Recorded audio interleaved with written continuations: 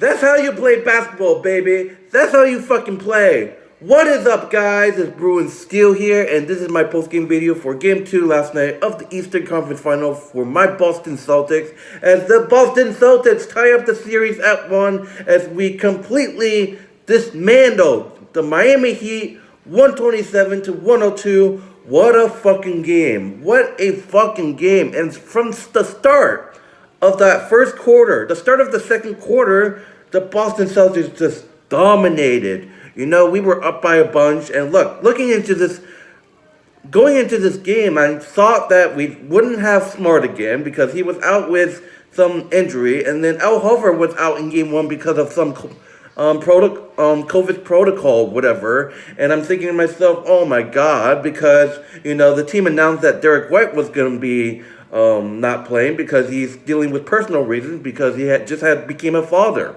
And I'm thinking to myself, oh my god, without Derek White, without Al Horford, without Marcus Smart, can we even win? But thankfully, it was an in-coach decision by Ime Udoka. Thankfully, Al Horford and Marcus Smart did play.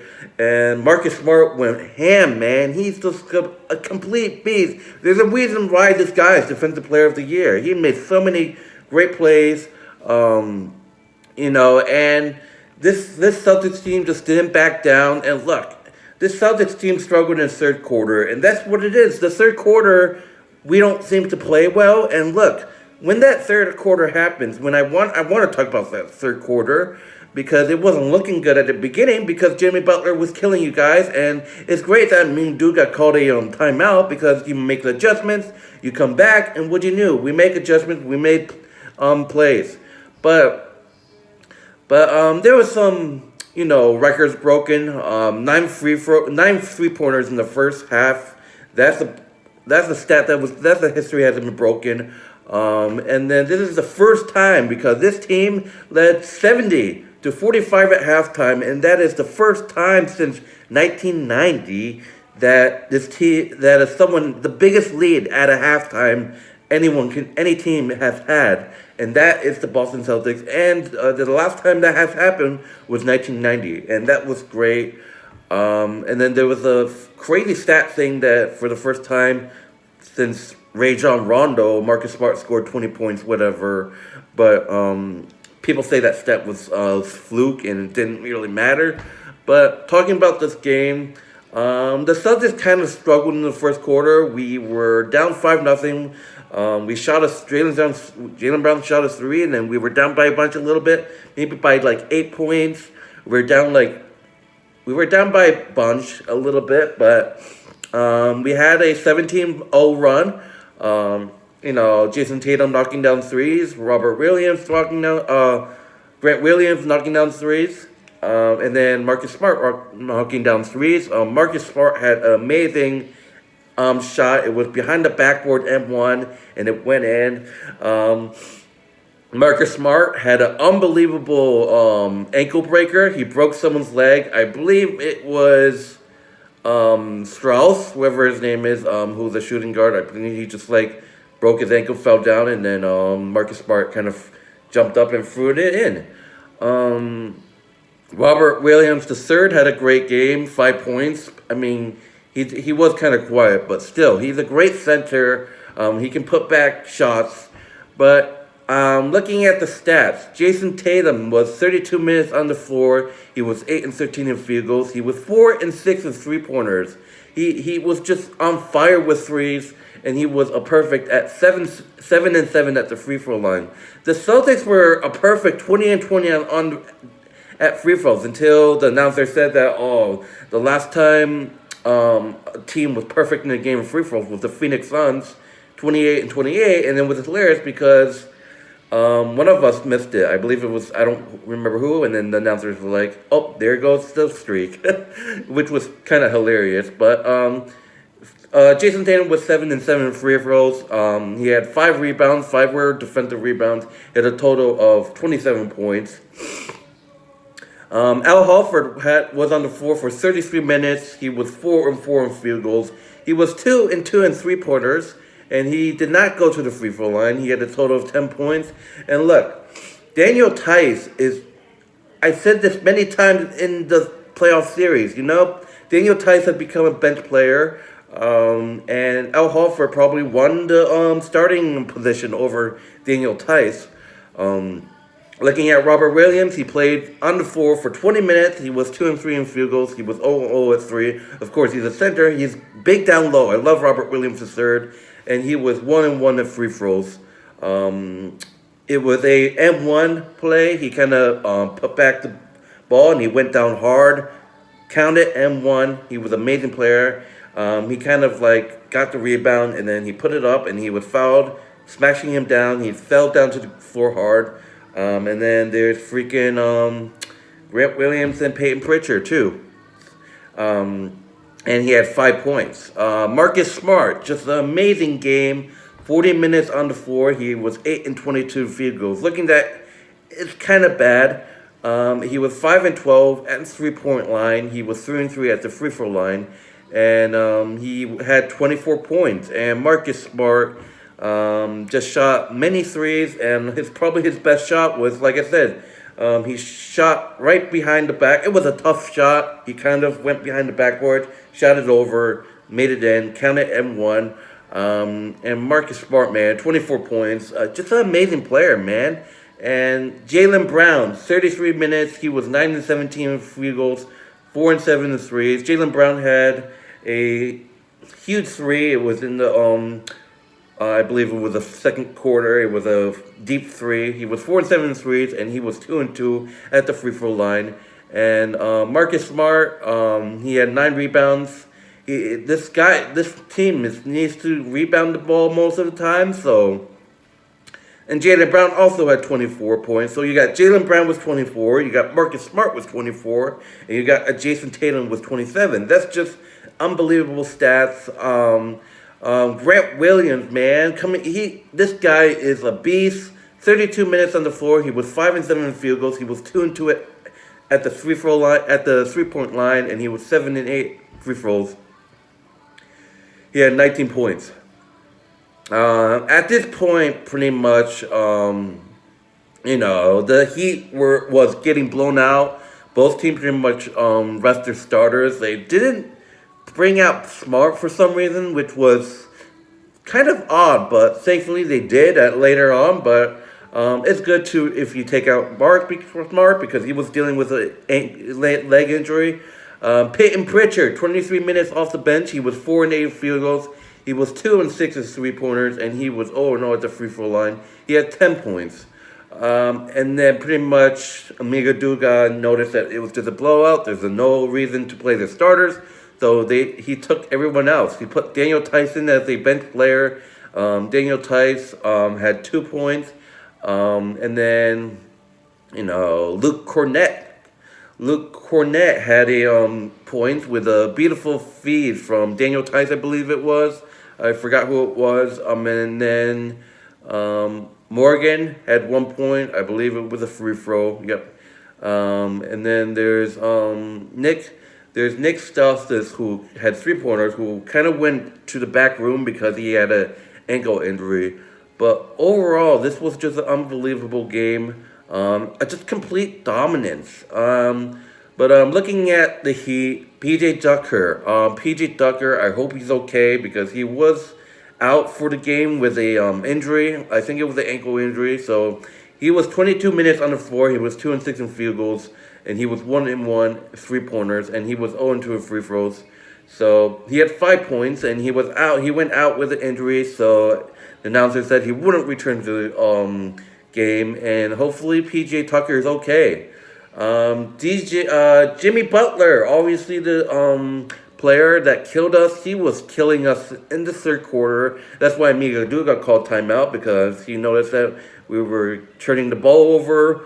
And so on. We made adjustments. So 33 minutes on the floor for this Jimmy Butler, 11 and 18 in field goals. He was 1 and 3 as 3-pointers, and he was 6 and 8 in free throw attempts, and he had 29 points. At least he didn't get like 40, because this guy completely destroyed us in game 1.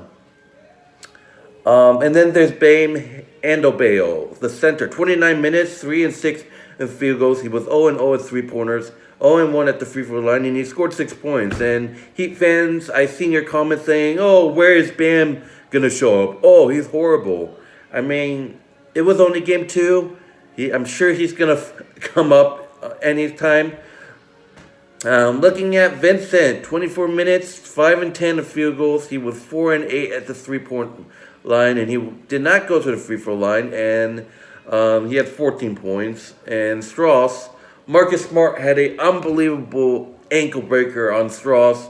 He kind of ankle break, and then he kind of fell, and then basically shot it from the free throw. Like he basically jumped at the free throw and made it. But 26 minutes, 2 and 7 field goals, 2 and 7 3-point line, and he did not go to the free throw line. He had 6 points. Pretty much the bench came in. Robinson came in with 6 points. Victor Oladipo had 14 points. This guy's a beast. Tyler Hero was doing some damage a little bit. 24 minutes for Tyler Hero. 5-11 field goals. 0-3 and 3-pointers. He did not make a three. Tyler Hero is well known for 3-pointers, but Tyler Hero is still a dangerous player, and he had 11 points. Tyler Hero, man, he just if we can just neutralize Tyler Hero. I mean, look, I say Tyler Hero is a bench player, but he's still a dangerous and awesome, amazing basketball player. But he had 11 points basically, and pretty much the head coach, Eric, basically put his bench in because we're pretty much blowing it out. Heat players are leaving, Celtics fans are staying. And look, this is what we needed, but I don't expect us to shoot that many threes. Jayson Tatum, at least he didn't complain. There was some questionable times in the game that I thought Jayson Tatum was just going to burn up and complain, but that wasn't the case. And there was some breakaways, turnovers, but I want to go over the team stats now because it was tremendous. So the Boston Celtics were 43 and 84 as a team in field goals. They were 51.2% from free field goals. The Miami Heat were 38 and 89. They were 30. Excuse me. The Heat was 30. The Heat were 38 and 86. That's 44.2 from the field goal. That's 44.2%. 44.2% from field goals. The 3-pointers was just absolutely insane. The Heat were only 10 and 34, 29.4% from 3 from the Heat, and the Boston Celtics. This is the big one right here. 20 and 40. Half and half. That's 50%, obviously. We were pretty good at threes. And free throws. We were 21 and 23. We were 91.3% from free throw line. And they were 16 and 22, which is 72.7% from free throws. The Boston Celtics were 41 rebounds, and they had 42. 8 of our rebounds were offensive, and they were... 12 offensive rebounds for the Miami Heat. We had 28 assists, and they had 21. 5 block shots for the Boston Celtics. They had 3. We had 8 steals, and they had 4. There was a play where Jayson Tatum cut off a pass. Turnovers. This was huge. The Heat turned the ball over 14 times. The Boston Celtics only turned over the ball 9 times. The Boston Celtics, and the amount of time scored based off of turnovers was just unbelievable. That's just that. Because you just need to capitalize. When the other team makes a mistake, you score. And I was pretty pissed off because we weren't making. Grant Williams missed the easy shot off of a buzz beat or whatever, and he didn't make it. You got to make shots. And look. We got killed. Like I said, throughout the Bucks series, we got killed in points in the paint. In this game, we pretty much got killed in the paint because, Jimmy Butler was going in. There were so many open lanes in the paint, and we just weren't playing smart. Points in the paint. The Miami Heat had 42 points in the paint. The Boston Celtics only had 30. As you can see there, that's an issue still. With Jimmy Butler, Tyler Hero, and, all these guys on this Heat team going in and killing us, it just hurts us. But the reason why we won this game is because of the turnover. 14 turnovers we won, and we only had 9, and the amount of 3 pointers that we made. And look, that's just that. Personal fouls. They had 18. We had 21. Look, the third quarter, this Celtics team can't seem to play well in the third quarter. Look, game one, you had a great lead until the third quarter you collapse.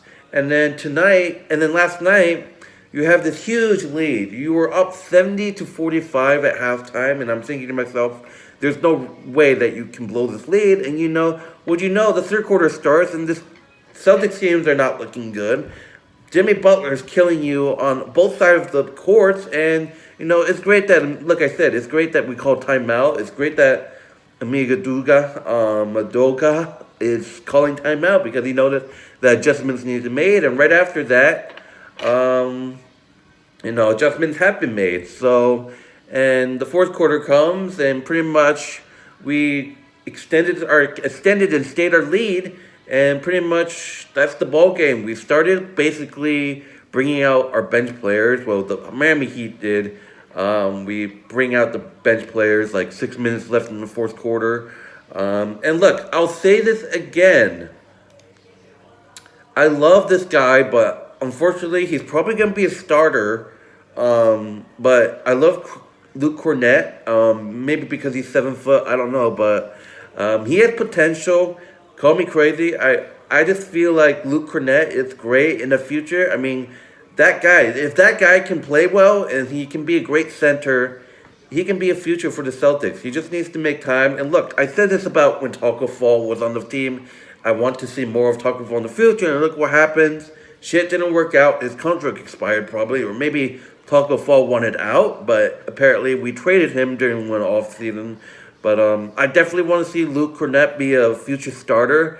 But right now, it looks like Amiga Udoka wants to get his bench players all set up. He's basically just not going to play him. Basically. But I love what Luke Cornett has been playing. I know Luke Cornett has been playing garbage time, but the way he's been playing is great. I love him. Same with Aaron Nesmith. He had a great blocks in game one. Aaron Nesmith is definitely going to be a future starter. The fact that we didn't have Marcus Smart or Daniel Tice, Amiga Doka just basically put in Aaron Nesmith. And this kid off the bench had 3 blocks, like unbelievable. One of them was an unbelievable block in game one. And he played 7 minutes. He had 0 points, unfortunately. But obviously, my thoughts on Daniel Tice being a player, I just saw Al Horford's the better one. But, Al Horford's a forward. Robert Williams basically beats Daniel Tice because Robert Williams, we had Daniel Tice for a bit because Robert Williams was injured, but now that he's great and healthy, this is an amazing Celtics team. You see the difference when we actually have Al Horford and Marcus Smart because we didn't have them in game one. Look, we had the lead, but we choked. But with a healthy Celtics team, we can do anything. Derek White was out, but that's just one game. He's going to be back for game 3. But anyways, I'm not going to talk too much about this. The Boston Celtics beat the Miami Heat 127-102. Game 3 is Saturday night at 8:30 p.m. in Boston as we look to take a 2-1 series lead. Obviously do the math. But anyways, I'm Bruin Steele. What a win for the Boston Celtics. Keep doing what they have to do. Win games. And that will do it, guys. I'll see you guys after Game 3, despite the result. Look, this is what we wanted, right? You win. That's big because we just broke the Miami Heat lost at home for the first time. And the fact is that they got blown out. You tied the series at 1-1. You're going to games 3 and 4 in Boston. You got a huge opportunity to defend home court advantage. If you win those 2 games, you're up 3-1 in the series. In game 5, you have the opportunity to beat the Heat in Miami in game 5 and go to the NBA Finals. That would just be unbelievable. If the Celtics win games 3 and 4, it'd just be unbelievable. That's what I'm looking forward to. Look, we have to win game 3 and 4. I mean, if we lose game 3, it'll be bad. We obviously in a die situation. We have to win game 4. But if you win game 2, you have the advantage. You either lose, which is okay, we move on to the next one, or you win, you're up 3-1 in the series. We have to win game 3 in Boston. Obviously, game 4 too. And that's huge if we can do that because, you know, the Celtics have not been down 2-0 in a series yet. And, we're 4-0 after losing one game. And that's just that. But anyways, I'm not going to talk too much. It's a long video. But anyways, thank you guys for watching this post-game video. The Boston Celtics beat the Miami Heat in Game 3. It was an unbelievable game, 127-102. And I am Bruin Steel. Thank you guys for watching, and I am out. Go Celtics!